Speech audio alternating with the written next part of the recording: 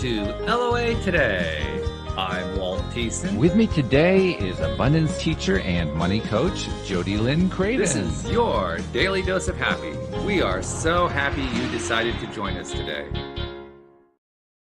Oh, by the way, Jody Lynn, I'm not sure I clarified for you. We don't actually have attorneys on the show today. The guest that we have, his last name is Lawyer, but he's not a lawyer. That's just his last name. So I just want to make sure you knew that. Oh, thank goodness.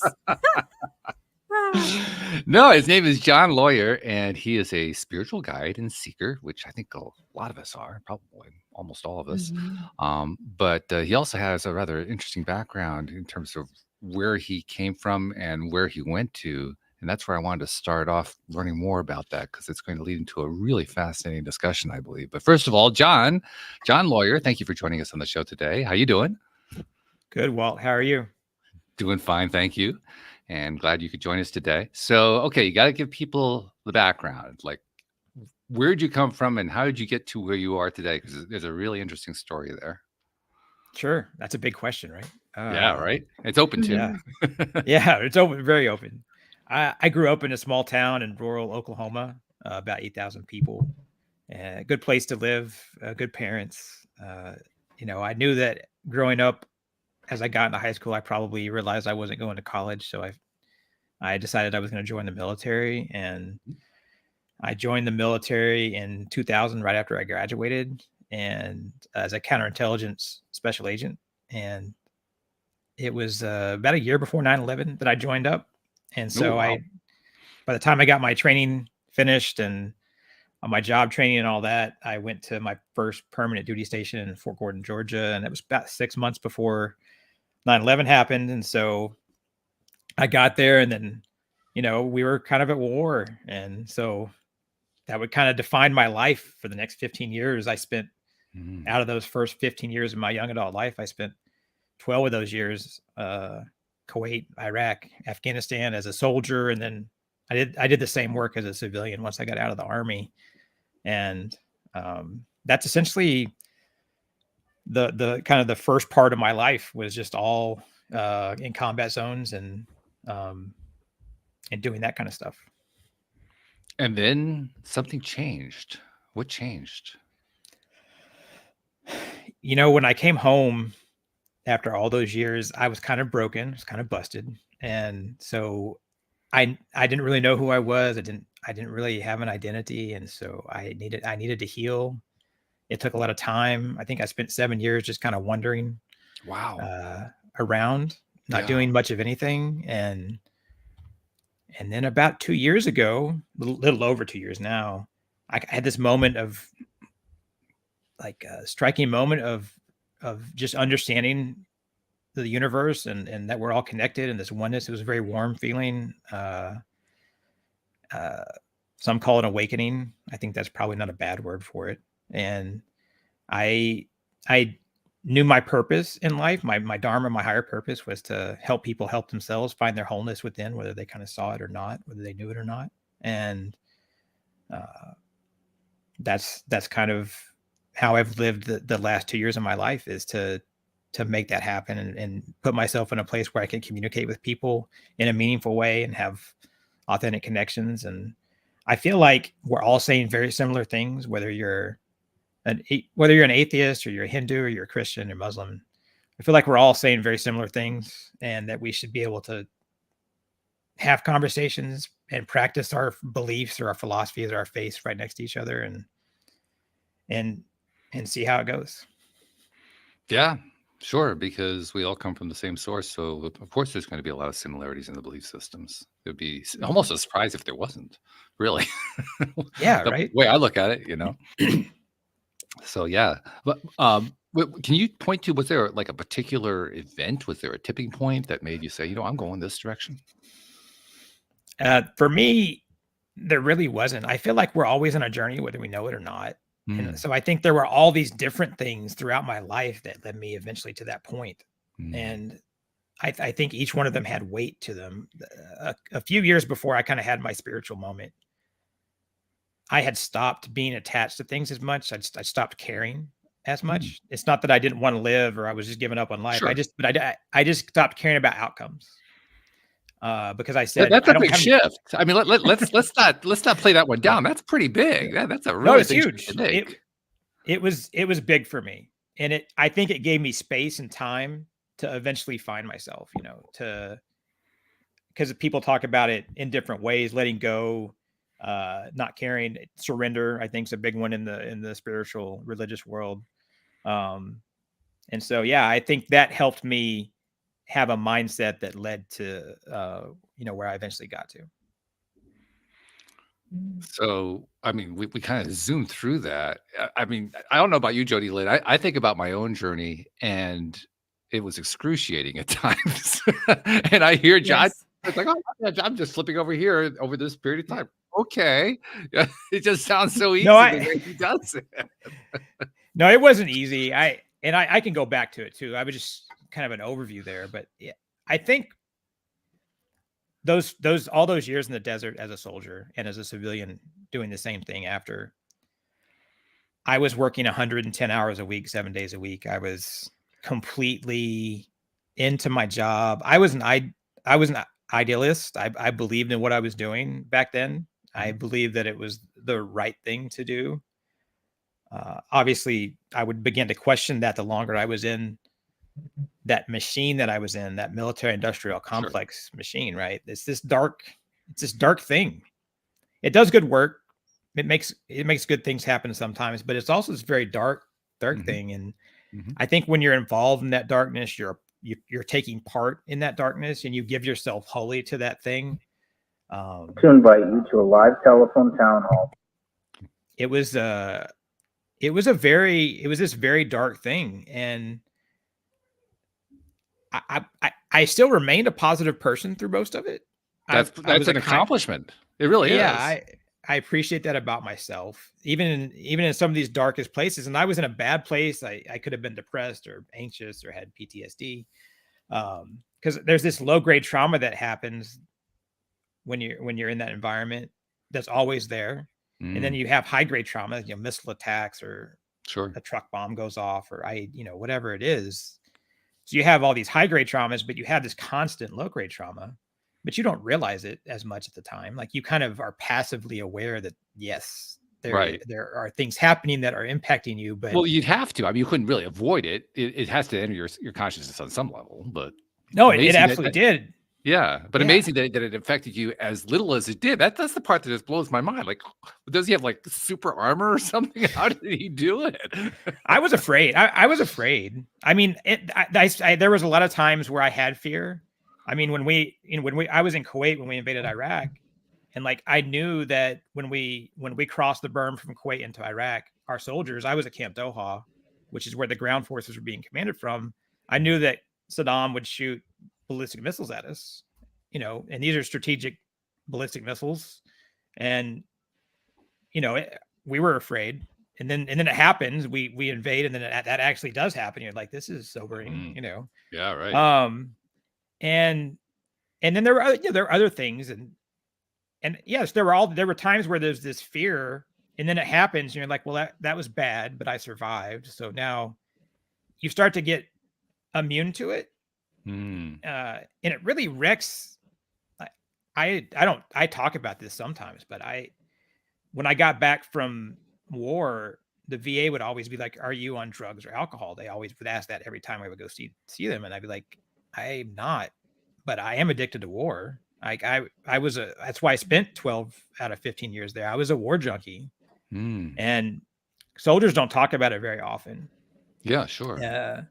But there's a journalist, his name is Sebastian Junger. He writes books, and he spent 18 months, I think, at a forward operating base in Afghanistan. He has given a main TED talk about addiction to war, and it's not much different than high performance athletes or people who do extreme sports. You get addicted to it, and the thing is, it's not just mental; it's physiological, because like your amygdala and there's parts of your brain that get completely trashed and rewired. So, and I imagine there's like an adrenaline rush and that kind of thing that goes on too. Yeah, I mean, you've got you're around helicopters and planes taking off, and I thought of myself as this really important person. I had an important job. I tell people where to go and what to do. I go here and catch this bad guy, or drop a bomb over here.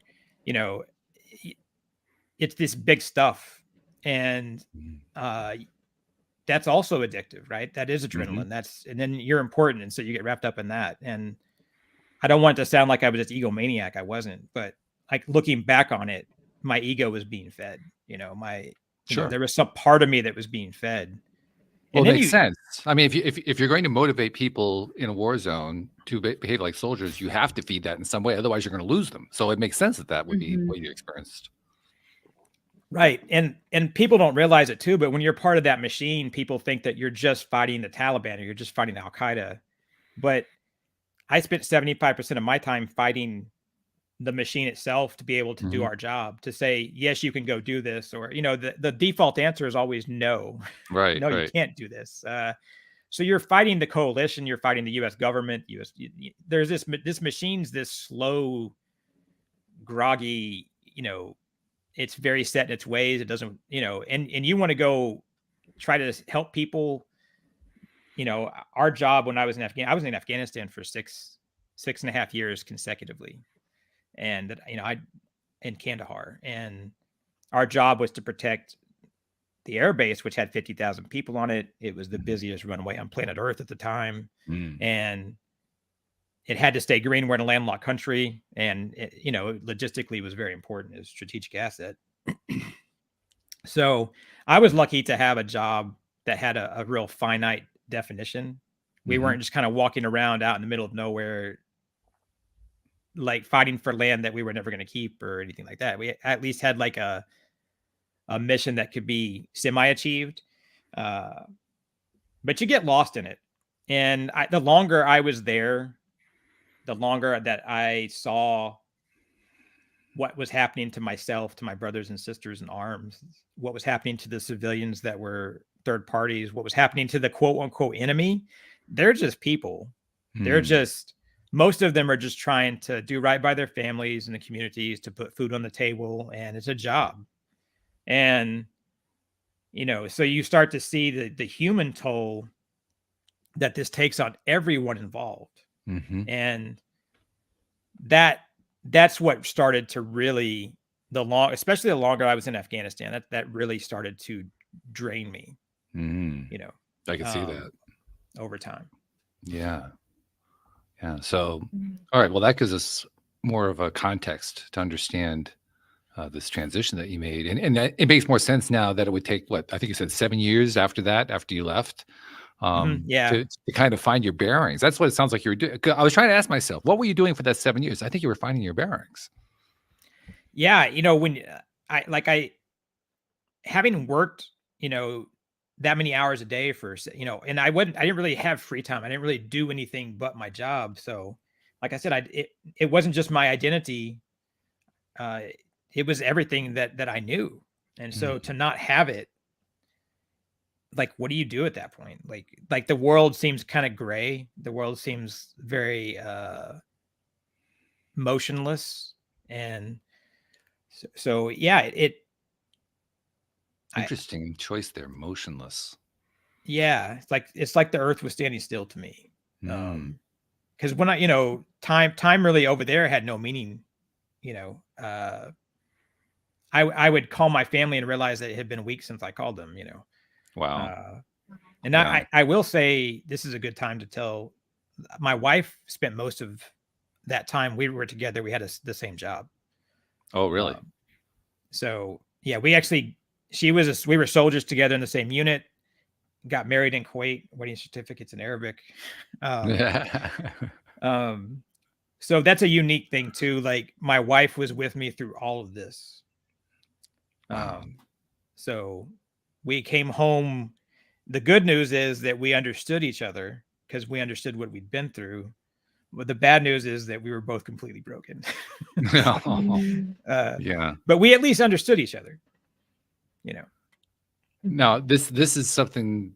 My next question is something that I know is important just from my own experience with my own relationship, which actually ended in divorce about a year ago. But while we were married, I knew it was really important. You went through a transition over the last 2.5, 3 years, something like that. Has that been in parallel with your wife? Has she been on a separate route going her own direction? How's that working out? She was always pretty spiritual anyway. So it was kind of, when I kind of had my moment, I was like, this is kind of what I want to do with my life. She's like, yeah, I'm in. Like, let's do it. Oh, wow. So she helps run our spiritual community and make YouTubes and do all the stuff. So like we kind of do it together. So it's actually very meaningful. That's fabulous, Oh, because I've yeah. long believed, right, Jody Lynn? I mean, I've long believed that Mhm. when you have a couple who are, they're married, they're devoted, whatever the situation is, when they're on a similar trajectory, spiritually speaking, it makes a huge difference. And it sounds like you Mhm. Yeah. guys are, and that's really fabulous.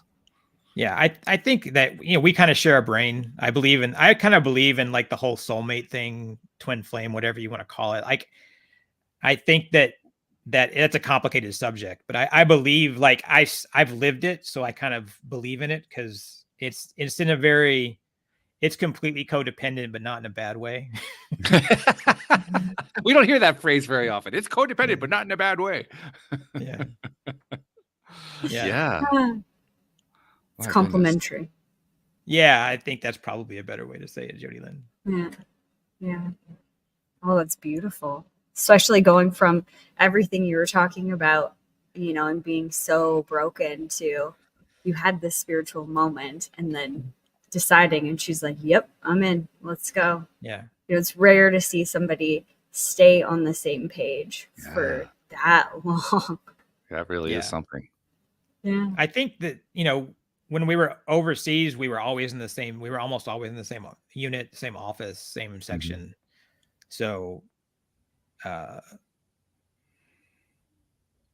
when I talk about being as dedicated to my job as I was, she was right there too. And so we were, it was this kind of like connection that we had developed over, 20 years that I think, and you healed together too. When we came home, we healed together. It takes time. And I think that was meaningful as well. Mm-hmm. Absolutely. You keep talking about this spiritual moment. Was it an actual like moment? Did something happen? Yeah, I mean, it was a moment of pure lightning or understanding. It was, it was a bolt, and I wasn't on a spiritual path. I wasn't. My wife had some spiritual nature to herself. My sister was very spiritual. She had done everything from raising llamas with nuns in North Dakota to working at a goddess retreat in California to spending, I think, a year in India, hanging out.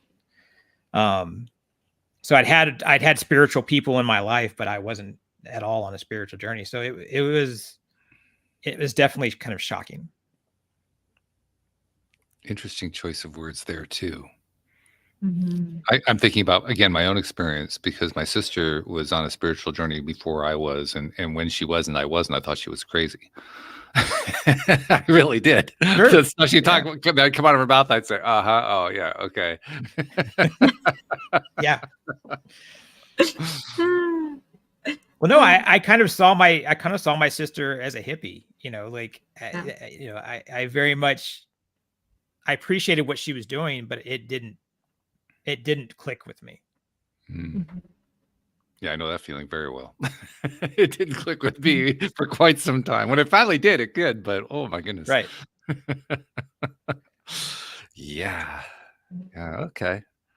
So there are a number of elements of your story that are very familiar to me. To you too, Jody Lynn? Mm-hmm. Yeah, I really resonate with what you were talking about, John. Like coming home. Obviously, the extremes are different, but I used to work, hustle culture, 7 days a week, go, go, go. I didn't really do much outside of work. My friends were at work. My life was at work, and that's what I love to do. I was addicted to that lifestyle, and when that broke for me, it was like suspended animation. Like I don't know where I'm going or what I'm doing or whatever. So it really resonates with your story. the way that you tell it. And I think it can be a very dangerous place to be, because there's loneliness, there's fear, there's, for you had lots of healing. I know on my journey, it wasn't war, but it was kind of war within myself and the way I thought things had to be and who I had to be. So there was a lot of healing inside of that. It's just, yeah, I resonate with everything that you're saying there, for sure. Yeah. And when we're driven professionals, because it's the same thing, it is very similar. And I think that it can be sometimes you can be a driven professional. It can be a very good thing for you. Maybe you're living your purpose. Maybe that's part of where you're supposed to do right at that moment, but then you get lost. Sometimes you get lost in it, and then you lose yourself, so I think that's the danger of it. Mm-hmm. Yeah, it's an interesting paradox right there. Because the paradox is, on the one hand, we're always trying to relax ourselves, and on the other hand, we're afraid of losing ourselves. It's an interesting paradox. Like, well, which way do you want? You want to have it both ways? Come on. And then you start thinking about the oneness conversation, and can you really lose yourself? And who are you really if you are all and one at the exact same time? No, that universal understanding of oneness, when I had my moment, that was probably the most defining part of it, is like understanding that we're all stardust, we're all the same, we're coming from the same thing. And whether you call it the Brahman of Hinduism or the Tao inside, the Christ consciousness, or nature inside of you, or I say that the capital S self, that divine self, whatever it is that you subscribe to, that is that thing inside of you that connects you with all this other stuff. It's kind of the same thing, and understanding that oneness really changes things, because then it becomes about, how do I live this life now? Because I'm probably not going to just sit here in this oneness, because then I'd starve and die if I just did that all day, right? So how do I live this life? Yeah. Yeah, it would be a little boring. So how do I live this life, that the spiritual existence that intersects with this reality that we all share with everyone else? So I'm very interested in that intersection between our spiritual path and this shared reality, shared consciousness that we all occupy. I think that's a big topic to tackle, and where, again, a lot of people get stuck. I know for me, it was like, all right, I get it. We're all one. So what? Now what? Like, how do I move forward with that information? Like, okay. Yeah. But where's the catch here? How do I do this? So how did you start figuring that out, John? Like, what came to you in those moments? That's a great question, because since I wasn't on a spiritual path, I had no background or vocabulary or perspective on spiritual conversation, spiritual discussion. So I think I read like 60 books in 4 months. I just consumed all this knowledge because I needed to be able to talk to people about this. And I figured so you knew what it felt like, but you couldn't actually verbalize or conceptualize it. Yeah, I couldn't. Reality. Yeah, I wanted to be able to talk to people about it in ways that would make sense to both me and them, regardless of their spiritual, religious, or philosophical background. Yeah, makes sense. Wow. 60 books in 4 months. Yeah, I just read. Yeah, apparently. That's all I did.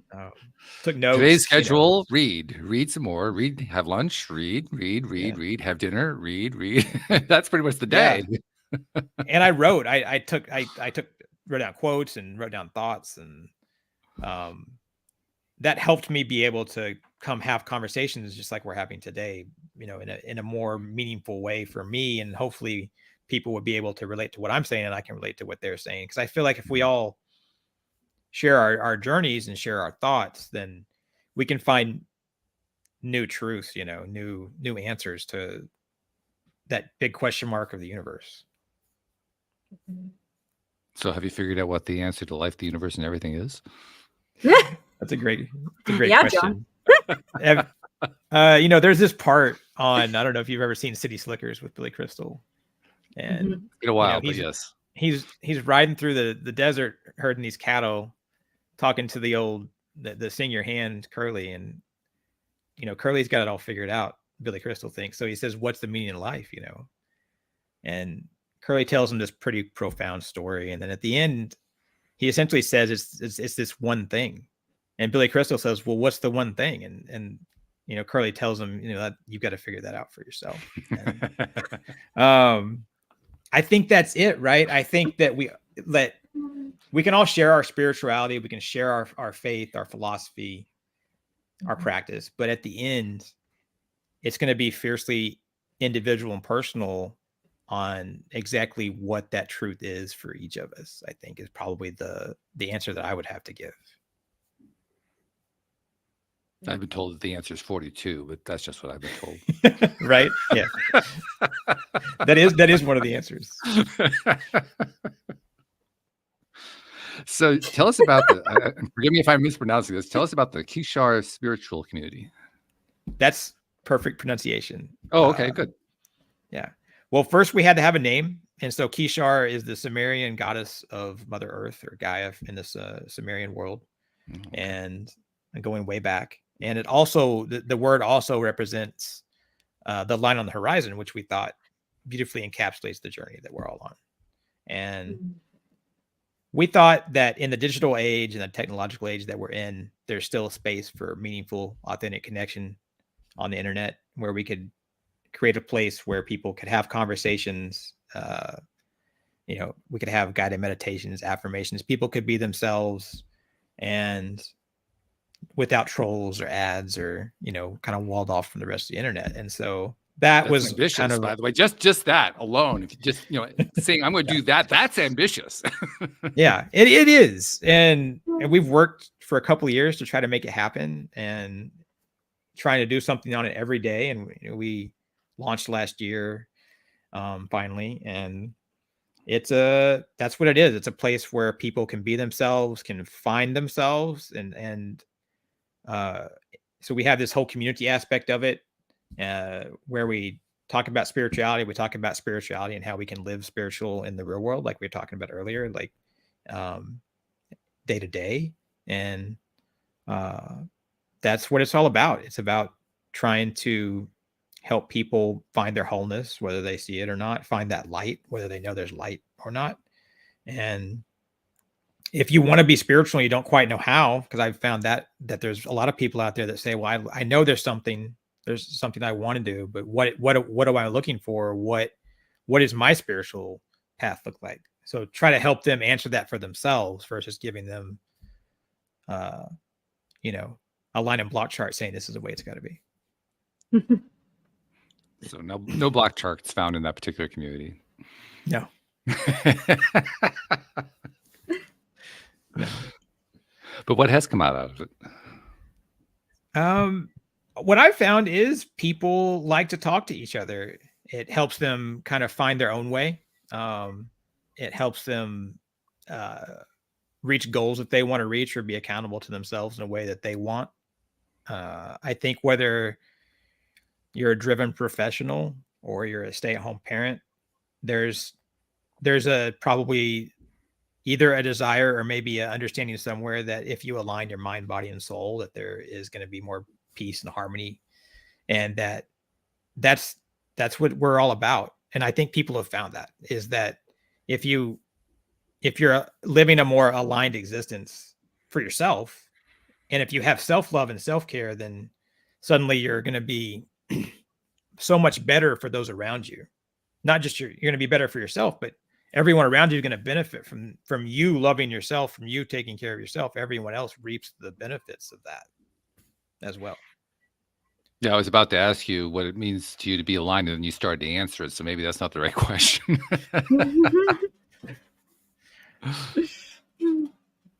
Yeah, I think being aligned, I think, are you happy in what you do? Are you finding joy in your day to day? I think it goes into a lot of alignment comes to, for me, what's your higher purpose or what's your dharma? Do you know what that is? If you don't know it, can you find an essence of it and explore that? And then once you figure that out and have the essence of what your dharma or your higher purpose is, are you living that higher purpose? Because I think our higher purpose is probably different for each of us, what we're meant to do in this world, in this universe. So are you living that in your day-to-day life? Are you living that in your job, your vocation, your personal life? What are your values? What are your beliefs? Do you know? Because a lot of people probably couldn't even write them down if you asked them. So what's your higher purpose? Are you living it? I think that's huge. This huge thing to living this kind of more aligned existence. I know the many times that I heard the phrase, what you're meant to live. The immediate thought that always came to my mind, and I always shoot it away because I felt like it was impertinent or something, was meant by whom? Yeah. Took me quite some time to answer that question. Right. Which goes back to that kind of divine inner self, right? That we're talking about. Yeah. Well, partly because, I mean, I think most of us grew up with some sort of connection to traditional religions, and traditional religions will teach in terms of, well, there's this God that's kind of external to you and so forth. And so I kept thinking, okay, so is there somebody I'm supposed to be kowtowing to here? Who is this the one who came up with this purpose for me? Where did that go? How did that work? Where do I find this person? Yeah. Right. And how do I hold them accountable, by the way? Like, what on earth was he thinking? Yeah. Yeah, I was raised Southern Baptist. I spent a lot of time. I spent a lot of time in Sunday school, actually, in the hallway in trouble. But so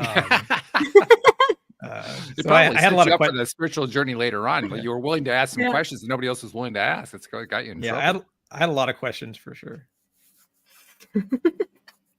Well, when you're asking those questions, you're also asking those questions of yourself. Yeah. Well, I think that we don't. Our society teaches from a very young age for ourselves. They teach status quo for us to get on the conveyor belt and just sit on it and move through our lives in a way that our teachers told us, our parents told us, our coworkers told us, our bosses told us, and all these tribes tell us this is who we should be, and this is what we should do, and this is what we shouldn't do. And so then we go and we do and don't do all that.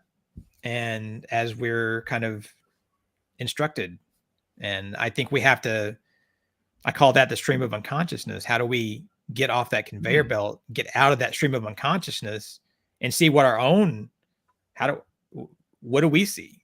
What do we believe in? What, who am I? The big question, who am I, right? Like separate from all that stuff of the conveyor of society and our culture and everything. Interesting phrase, that stream of unconsciousness. I'm not sure I would have applied that. It's interesting. I'm not sure I would apply that, though, because to me it was so conscious. It was so like, oh my God, it's right there. I can't avoid it. Unconscious. That's really interesting. But in a sense, it is unconscious. Yeah. Just kind of floating along. Yeah. All of the things that have been put on you that you're like, yeah, okay, I am. I guess I am. I guess I have to. I guess I should. Right. Totally. Yeah, I think that's a difficult thing to get off that conveyor belt. It's like you have no legs. Like, where are my legs? What are legs? What do I want to stand on? Who am I? Like, I don't know. Who do you think I should be? Yes. Please define it for me so that I'll know. Right. Exactly. Tell me where to look. Especially the older that you get and the more accustomed you are to being in or on that conveyor belt of like people tell you what to do and where to go and how to be and what you should and what shouldn't do and all of that. You get off of it and you're like, wait a minute, there's nobody here to tell me. So am I doing it right? The most terrifying thing for me was when I finally realized that there had been a steering wheel in front of me all along and I didn't know it and I couldn't see it. Yeah. Absolutely. That's a great way to say it. 100%. Yeah. It's like, what? Did anybody else see it? Are you guys driving? Yeah, right. What's happening? We can do this. I think that's the message. I mean, that's why it's great that you have this podcast, you have this platform, because people need to hear that. People need that message of that abundance and attraction and these things out there that, and the thing is, like, it's not manifesting a Ferrari or $1 million, right? But the universe, if you're open to the universe, then suddenly you're ready to receive what it sends you, because it will send you something. So it's that idea of, and if you meet the universe halfway to what you want, to what you need, then all those amazing things can happen. And then that steering wheel is doing this really awesome stuff. Once you know it's there, first of all, and then you learn. That was the second question, was how do you grab this thing? I can't see the darn thing. Yeah. How do you turn this? I can't. How do you not drive this thing into the ditch? Yeah, right. Yeah. I've been there a few times. Yeah, I think we all have. I definitely think Absolutely. I think we all have. The other thing that always really kind of rubbed me the wrong way, they talk about it as enlightenment. My first reaction to that was always, I'm not a light bulb. What do you think I am? But the second reaction was, well, enlightenment, that means that you have these people who are up there. They're much higher people than we are. And then I came to find out, no, that's actually not true at all. So I like to kind of, take away all that stigma attached to it and say, don't worry about the enlightenment thing. It's not that big of a deal. They're just people like you and me. That's it. Mm-hmm. Yeah, that's absolutely it. There's no degree. There's no particular credential you have to get. No approval. There's no exact path. That's to right. get there. Yeah. Right. Yeah, I think the varied path part, that resonates with me quite a bit. Because I love the journey. I think that's, the journey being the actual destination itself is this. It's cliche sometimes, but I think for a reason. Because, like, if we can enjoy the process of the path, of our unique path, and of that journey that we're on, suddenly when you become less invested in getting where you're trying to go, then you're enjoying everything along the way. That's this kind of huge thing, right? So that's a big part of who I am. That's a lifetime experience trying to learn that. Yeah, agreed. Yeah, and a we get better daily and better. challenge. Yeah, it is daily. Yeah. Yeah, sometimes no, it is Practice. because like, even like this podcast, or like I do a YouTube channel, I have to do all this technical stuff that I may not love that part of it, but it's part of the journey. And so if I don't learn to enjoy that process of doing it, I'm just handicapping myself. So it's just small daily things like that come up. Sometimes minute by minute. Yeah. That's when I know I'm really working. It's like, oh my God, can I get through another minute of what I'm doing right now, what I'm experiencing right now? That's when I really know. Yeah. And letting go has been a big theme for that for me, is forgive, because forgiveness isn't this like Michael Scott on The Office, where he comes out and he says, I declare bankruptcy. And Oscar's like, that's not how it works. You can't just say it out loud and declare bankruptcy. There's a process. So, you can't just say, I forgive myself or I forgive someone else. You actually have to go through this process of actually doing it and not being attached to it. And the same thing for judgment of yourself or judgment of others. I think letting go of judgment, forgiving, have been these big things that have allowed me to be less attached to negative stuff in my life. Well, let's be honest, it takes practice. I mean, it does. You don't get it right the first time, or the second one, or third, or fifth, or 28th. Right. Yeah, check back in. Yeah, right. Make sure it's working. Yes. Do some that's maintenance one of the most important things. Right. Yeah. Yeah. Take inventory every once in a while. Okay. How am I feeling now? Oh yeah. Okay. Not so good. Time to do some more releasing. Okay. Oh, That's so right. mad. Too bad. Yeah, right. Is this thing working? Is this on? Hello. Yeah, that's right. Oh my goodness. So, well, you've been doing this for what, two and a half years, you said. Yeah, about And that's about when you started the spiritual community, I imagine. that's right. Yeah. Okay, so what's the journey been like since then? Like, talk about how that has impacted you in your own journey.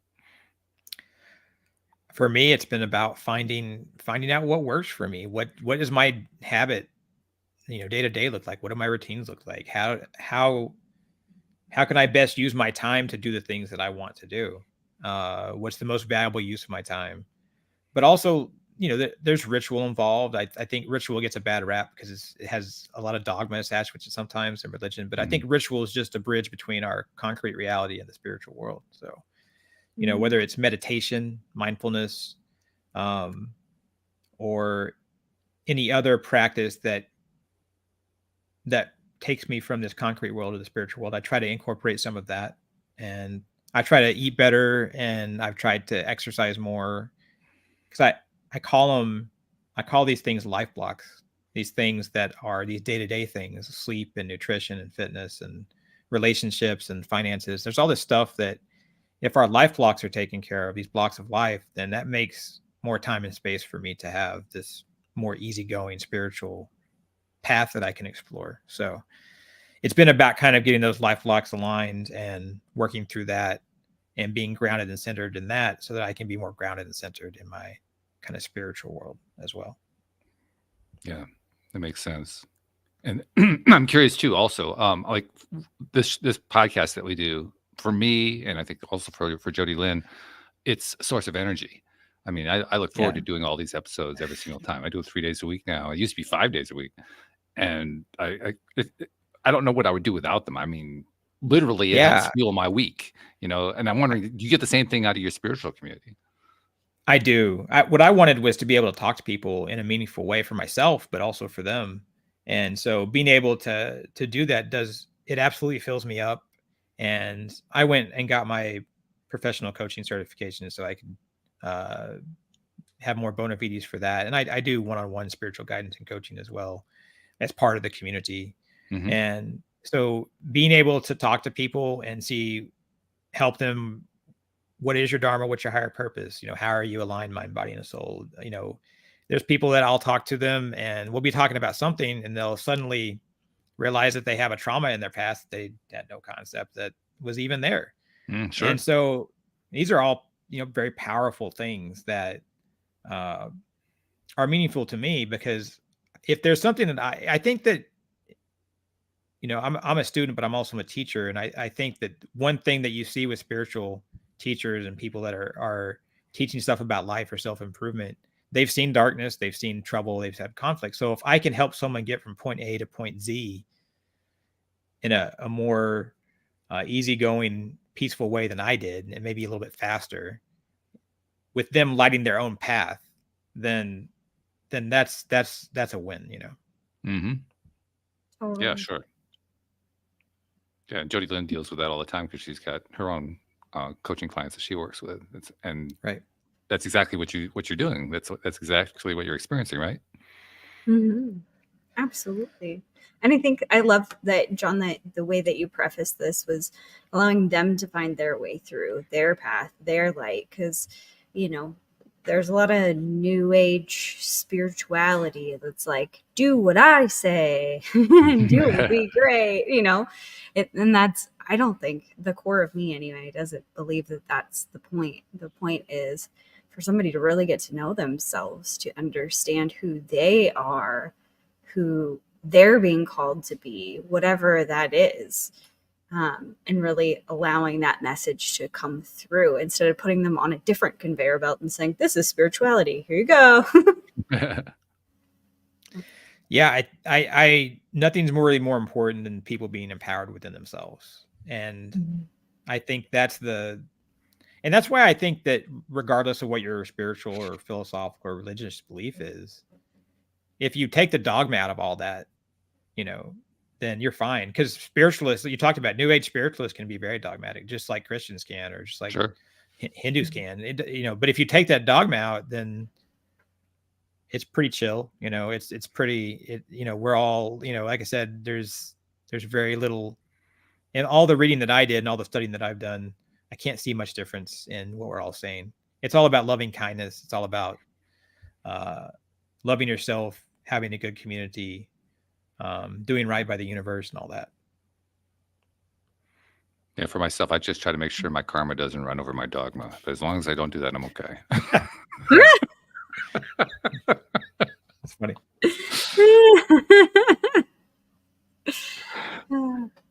Good point. I'm wondering also when you when you're working with people within, not just within your community, but I don't know. I'm kind of I'm exploring here without really knowing the parameters. I'm kind of guessing that you know, Sure. you have within the community, you do your work there. I suspect you probably do work outside of that community, or you know, such as doing podcasts like these, and other ways that you do your outreach. But I'm wondering when you're doing that, I guess we'll call it outreach. Is there anything that you're encountering that kind of either cues you that you're on the right track, or makes you think like progress is being made, or do you feel like you're pushing against a boulder going uphill, or what's your feeling about what's that experience like for you? That's a really good question. I think that the first thing that comes to mind when I consider that is sometimes you do meet resistance, and I think people have to be open to change. You know, you can't change someone that doesn't want to change themselves, or is not open to changing or open to considering. So I think this idea of being open to change, being open-minded, that's the key. And so I do see some resistance sometimes, and I live in Texas, and so it's a mixed bag sometimes, you know, being a spiritualist in a place like this. Not to say they're bad people, because they're not. And what I tell people when I do see resistance is, what I try to tell people is, I say, look, you and me, we probably have 90% of things in common that we agree with. We want our children to be happy, and our communities to be healthy and safe and secure and all that. So if we just set that 10% aside and just talk about the 90% we have in common, we'll probably be okay. Yeah. So I think change is that big thing. Being open to it is that thing that causes the resistance. I know the reason I asked the question is when I look out at the world, beyond spiritual circles, shall we call them, and just dealing with the population at large, I still see plenty of resistances. I've seen that all of my life. Yeah. But the trend that I see, and I think this is kind of what I was trying to find out from you, the trend I see is one where, despite their best efforts, they're becoming open anyway. Yeah. I mean, to me, it's like that's like blatantly obvious. Most people don't seem to see that, but to me, it's like, whoa. I look at where people are now when I encounter them compared to where they were, say, 20, 30 years ago. It's night and day. It's so completely different. I think the internet is that great. We have the sum of all human knowledge in our palm of our hand, right? On our mobile phone. So I think I have great faith and hope, and I see where we're going as a humankind. I have great hope in that. I have great faith in that. And I think too that we've talked about this before, Walt, that the frequency is changing because there's more people who are awakening, if you will. And so it's not even just the information that they're consuming, but all of a sudden they're just different. They just start to see the world differently. And I think that's the collective vibration, having an impact on the collective. I think it's accurate. In fact, the way it's often described, the so-called 3D world is often described as a matrix, or the matrix, like the movie. And the matrix is going through all kinds of shifts and changes, a lot of crumbling of institutions going on, and a lot of chaos coming out of that. And all I do is I look around, I see all of it, and I say to myself, wow, this is really cool. I try not to say it too loudly. I'll piss too many people off, but nevertheless, it's cool. No, it is really cool. I think we live in a cool world. And I think that's part of walking the spiritual path, is finding that positivity too. This is really neat stuff going on. Let's go get involved in it. Let's go talk about it. Let's go experience it. Yeah. And learn a few things along the way. Yeah. Every day, right? Learn every day. One of my favorite things is the different perspectives I get here on the program, because Jody Lynn and I are always we're interviewing all kinds of new guests, different perspectives, different experiences, different belief systems. So there's usually a lot of overlap of belief system, but still there are a lot of differences in the way people think about things and talk about things. And every time I hear something new, I think, well, first of all, if it's something that really challenges me, especially if it rubs me the wrong way, I used to hate that. I've actually come kind of a secret way to like it. And I actually check myself. Are you sure you really like that? Really? But I do. It's spooky because I know that's where I'm learning the most, and it pisses me off to no end, but I am. Yeah. I love the way you put that. But it's true though, isn't it? It's pretty advanced to want to be challenged. That's the best. Well, it's a love-hate relationship. I mean, because intellectually, I know I'm being challenged and it's working out well. There's the experiential part that says, "Oh shit, do I have to do this again?" So it's a push me, pull you kind of a thing that goes on. Yeah. At some point, you figure I'm going to learn it, but it's new because today's a new moment. That's right. Every single moment is a brand new thing. It's being presented in a different way, so you could see something else. Mm-hmm. There was a time when I thought that was torture. I mean that.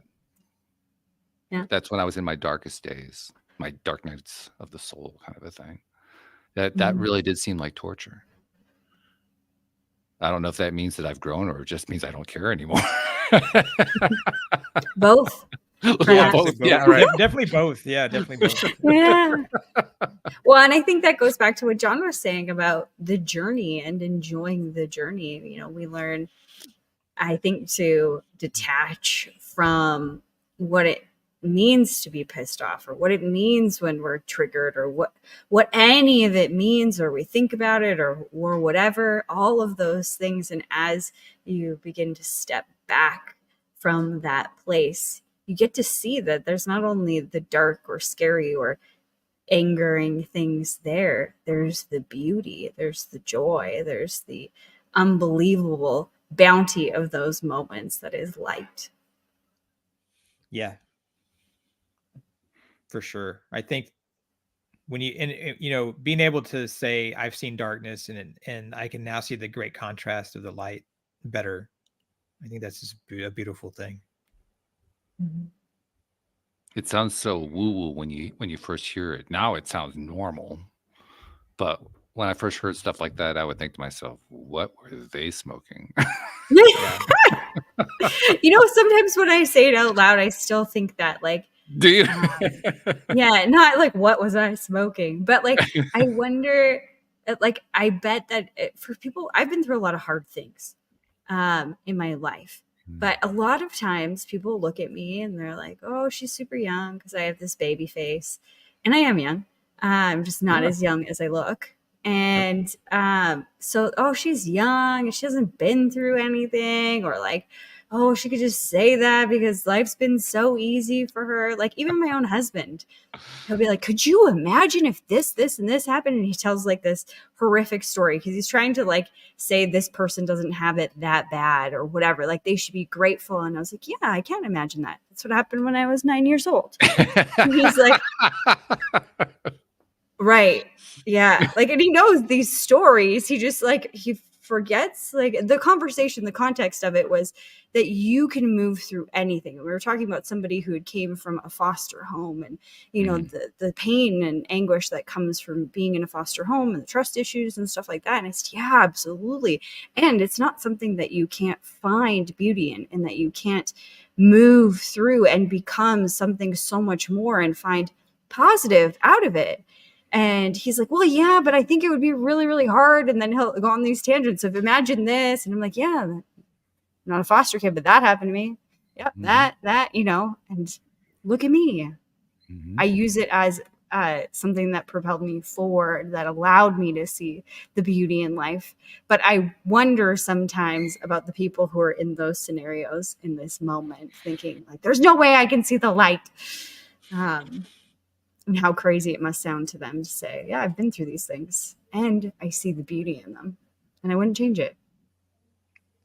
I think for me, the hardest part is recognizing that there are many people perhaps who go through stuff like that and during this lifetime, they may not gain any ground in the direction we're talking here. It's hard to be okay with that sometimes. Really hard. I find really that hard to very watch challenging. them. Yeah. Yeah. It takes a lot of You practice. just kind of want to wring their neck a little bit. Well, maybe not that for me, but okay. Hey, it's going to be a different reaction for every person. That's fine. You know? Okay. Maybe there's just one person that I see that way. But I'm like, just wake up. It's not that bad. You're going to be okay. You're reminding me of when my ex-wife would, when I was in the depths of my depression, I'd be lying on the couch and she'd jump on top and straddle me and grab me by the shirt and say, "Snap out of it." And it worked too. Because that's what you feel like John, sometimes.